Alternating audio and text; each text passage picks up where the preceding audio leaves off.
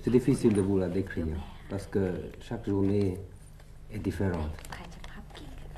J'ai un principe de ne pas tomber dans la routine et c'est toujours un peu différent tous les jours.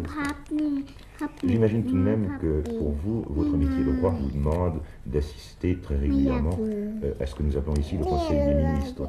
Or, le Conseil des ministres, c'est vous préoccuper principalement, je le sais, du sort de votre peuple. Non, le Conseil des ministres se réunit sous le Premier ministre.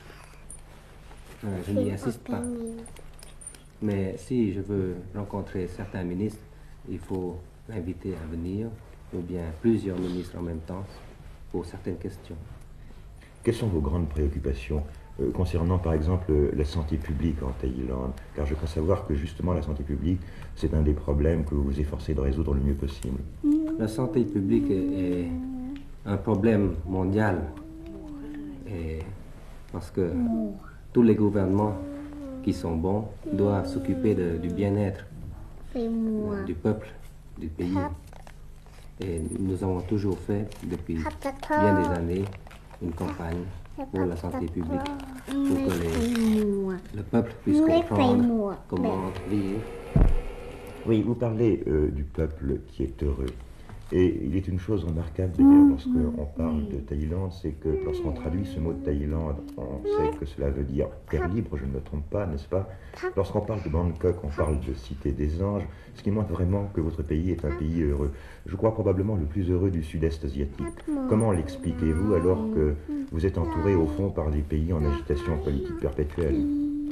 C'est parce que nous gardons nos traditions, nous essayons de les consolider même, pour que le peuple puisse avoir quelque chose à quoi s'en tenir. Et nous avons aussi la religion qui est très ancrée dans le peuple. Oui, je crois savoir que la religion est une chose primordiale en Thaïlande. Et lorsque vous en parlez toujours avec une grande foi. Parce que je crois que c'est véritablement l'important, n'est-ce pas, dans votre pays.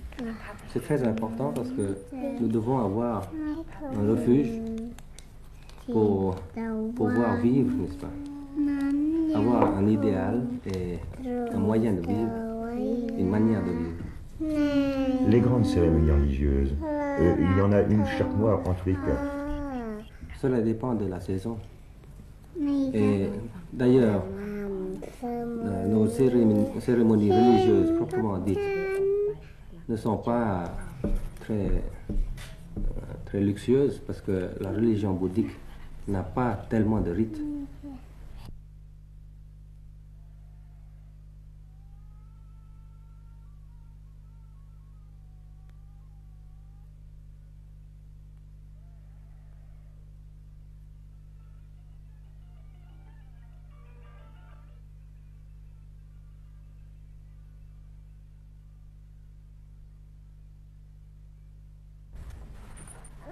Lorsque on parle de Thaïlande, on parle maintenant tout au moins d'industrialisation, n'est-ce pas? Quels sont les projets que vous avez concernant l'industrialisation de votre pays?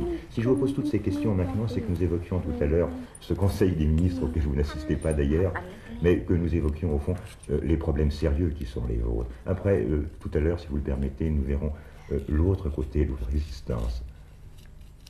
Notre pays, jusqu'à un certain temps, est un pays surtout agricole. Et maintenant, il est encore agricole. Mais avec l'avancement de la vie, donc du coût de la vie s'augmente et puis que les gens veulent un peu plus de luxe, alors il faut beaucoup plus de revient.